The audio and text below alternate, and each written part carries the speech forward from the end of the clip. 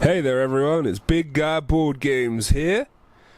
Gonna bring you a review today. A little couple of quick things just before we start. Sorry if the visual setup isn't good. I'm obviously not in my normal setup. Sorry if it's noisy as fuck. Couple of things. I'm not in my normal setup because my normal setup requires me to be standing. And don't know if you've seen the Facebook post, but I've got a really bad back situation, and it's gotten worse, like quite a lot worse. I'm actually waiting to see if I'm going to be having surgery. So standing is really painful. That's point one. Point two, the reason if the audio quality is bad, got to have all the windows open, because I don't know if you know, but here in the UK at the minute we're going through a heat wave. For every other warm country, well, for every warm country, not every other, every warm country in the world, it's not a big deal. For us, this is really fucking hot. And I'm struggling, so I've got all the windows open in a vain attempt to get a little breeze in, and and also, again, relating back to the back issue, I'm sorry if this post-edit quality, if the video quality is not up to snuff. It's really painful to sit at my desk to edit, so I'm having to edit on a tablet. Yeah, that's about that. So I'm sort of propped up in my bed right now. I'm sorry if it's a bit lacking. I'm trying my absolute best to make it good for you guys, okay? Because I like to put in that work. Testy. So, without further ado, I know it's been a long time. So hopefully, if this setup kind of works, I'm going to crank out a couple of these this week just to give you guys a little bit of content to apologise. But today, we are going to be chatting about a new board game to my collection, Betrayal at House on the Hill, and to a lesser extent, its expansion, Widow's Walk. Now,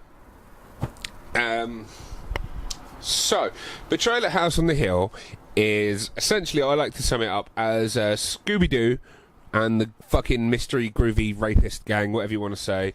You have all gone to this big ass fucking nasty ass mansion that defies physics, depending on where stuff comes out. I'll explain that in a minute.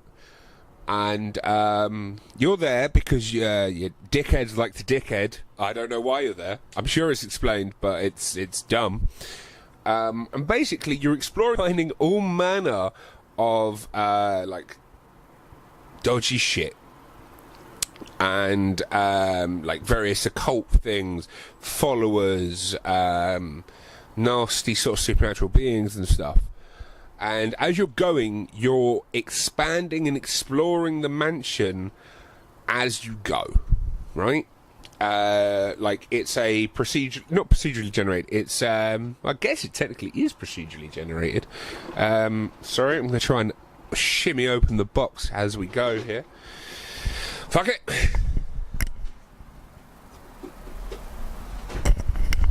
Yeah. So basically,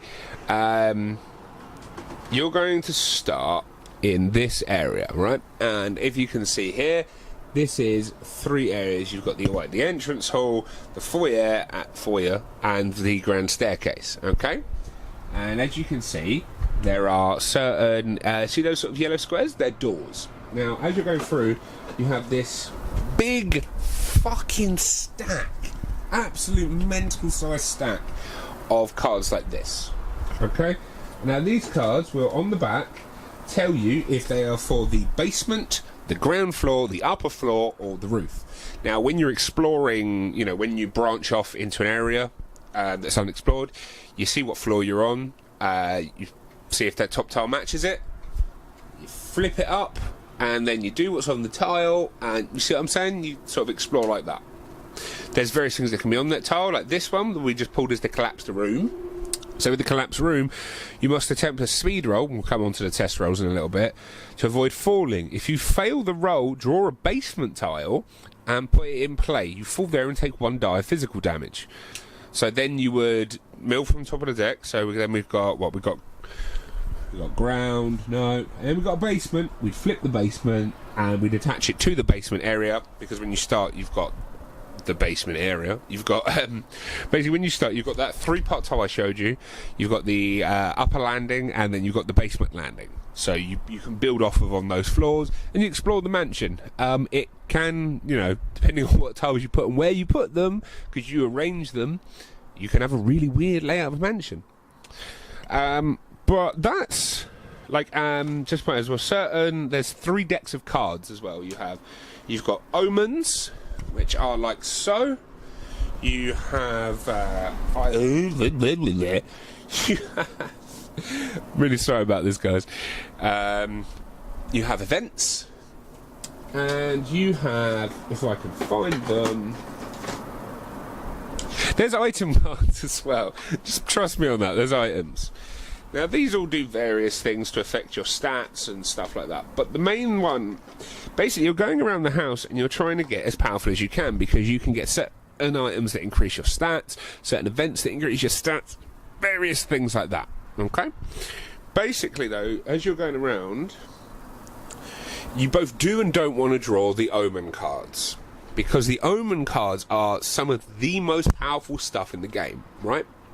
So, for example, this one is a girl. Just says girl.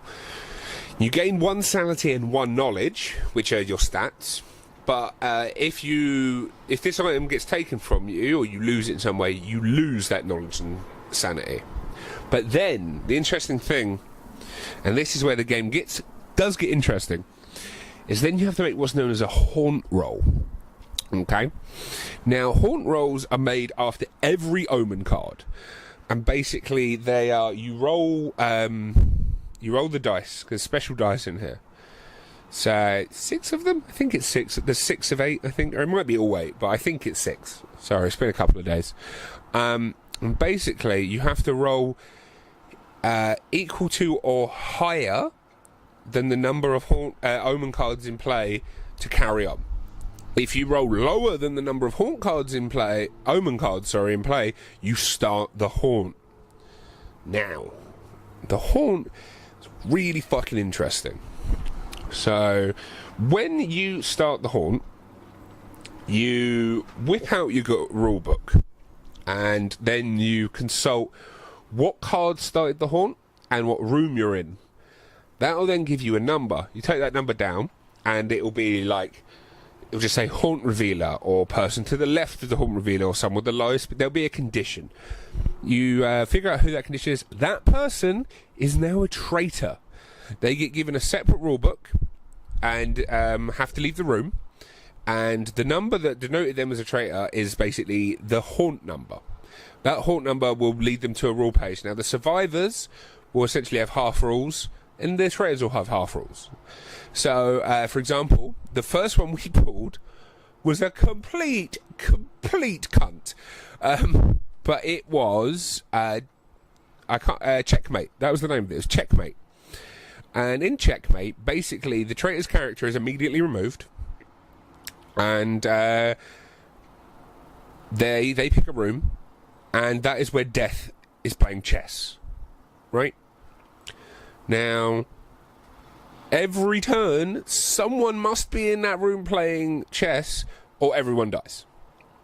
And to play chess with Death, you have to make a counter knowledge roll to his knowledge roll. I'll go on to trait rolls in a minute, but basically, to sum it up, Death rolls 8 dice, and then you roll however many dice you've got for your knowledge, and you have to try and beat his fucking roll. And if you don't, certain things happen, but basically it works between the difference. So say he rolls like 12 and you roll like a 9, the difference of 3, it denotes something happening. Now, with an average character, I think has 4 or so intelligence on average, knowledge, it's pretty easy for the difference to be 5 or more. And 5 or more means every single person in the game takes physical and mental damage. And it kills you really fucking quick. And Death can re-roll his shit as well. Alright. So, we'll get a look at next. Characters. We'll look at some of the characters. So, these are essentially your character cards, which are pentagons. 1, 2, 3, 4. Pentagons. Pentagons. So let's look at this one, which I think is who Theo often plays. They're each 2-sided, which is kind of cool. But as you can see, going around here, you have knowledge, sanity, might, and speed. Now, they are your stats. If you look as well, some of them numbers are green. So I'm so sorry about the quality of this, guys. So I'll try better, but it's so painful. Basically, the green numbers are where you start.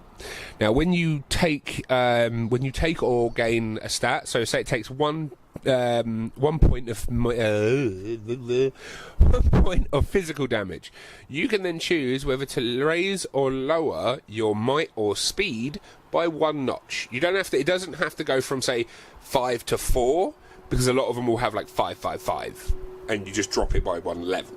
But if any of them ever hit the skull, you're brown bread, mate. You are dead as fuck. Super fucking dead. So yeah, and that's that. And also, the number on here is equivalent to how many dice you roll, and speed is how many squares you can move every turn. Okay. So,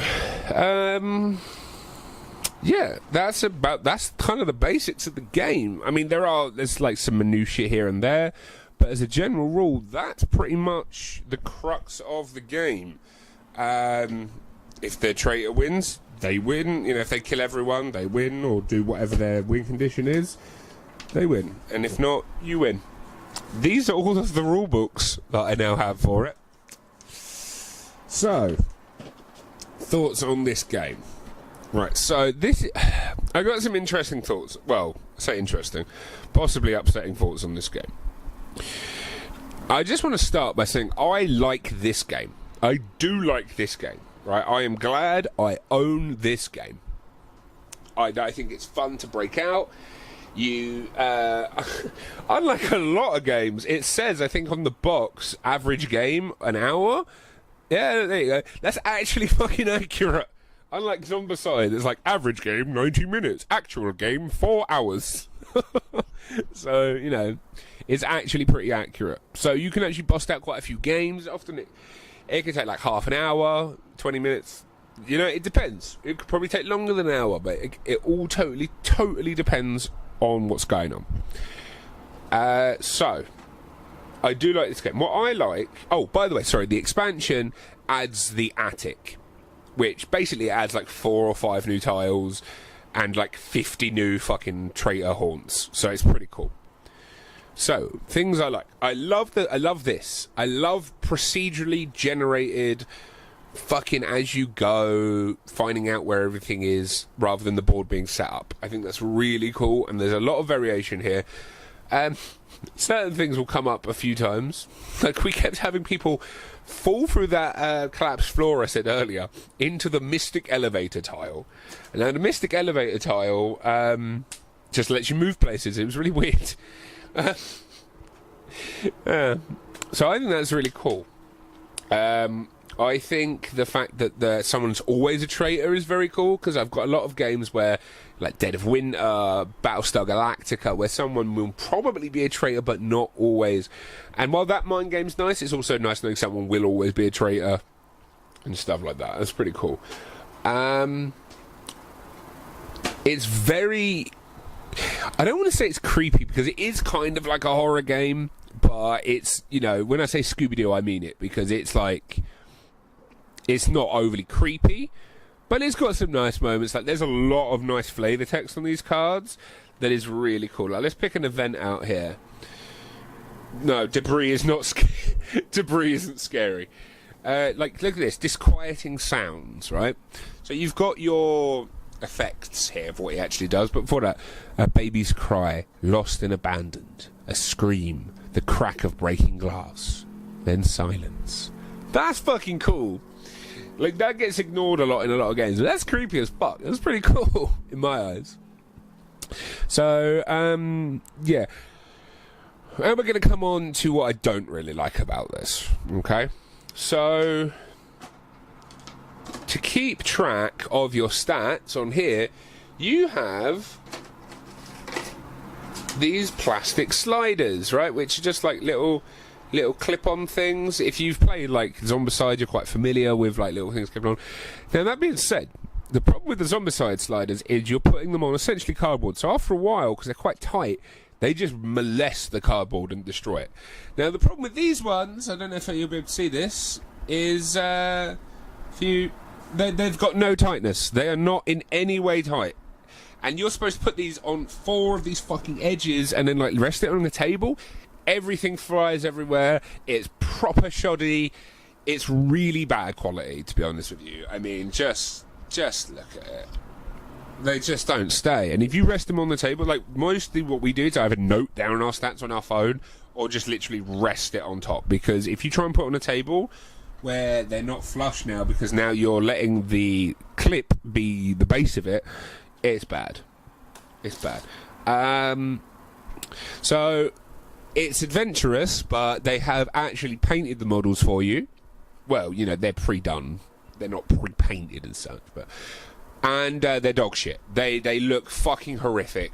This dude has got, like, the most... Yeah, I can't show you. He's got the most boss-eyed fucking look. They've just painted a black on instead of his eyes, and the models are all like this fucking rubberized model that I absolutely hate. Where is it? Because this always happens, and I've talked to other people who own the game. I'll see if I can find it quickly. Talk to other people who own the game, and this has happened to all of their versions of this. This bitch is gangster leaning. Like, look, she looks normal, and then bam! She's at like a 40-degree fucking angle because they're all this weird rubberized fucking models, and I don't know what it is. It probably is just a form of plastic, but like you can bend these fucking models, and they'll just go for it. The dice are fine. They're 6-sided D6, but with blanks, 1s and 2s. They're fine. The overall quality of stuff, apart from the models and the clips, is quite nice. Like, this is a nice thick cardboard. That's actually a nice cardboard play. All of the boards, again, play. Another thing I don't like, I can't show it to you because it's the box, but they've all got recesses in the box, and most of them have got little finger holds, which is standard. This fucking mental stack. In fact, let me see if I can get this big ass fucking stack of cards out. Right, look. This isn't even half of all the rooms, okay? Cool, that's cool, I like a bit of exploration. The slot for them in here doesn't have a finger hold and stops at about halfway. So then you have to try and jam your fucking finger in a really unyielding plastic frame to dig it out. These are little things that annoy me, right?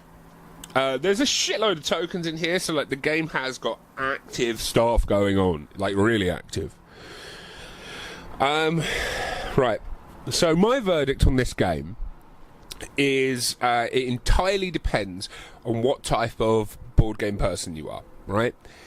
So if you are like, if you just like, I'm not trying to be nasty when I say this, but if you're like a more casual board game player, so you've got under your dinner table maybe a copy of Monopoly or something else, and you just bust it out when friends are coming over, like for a dinner or something like that, or just, you know what I mean, like you're just very casual about it.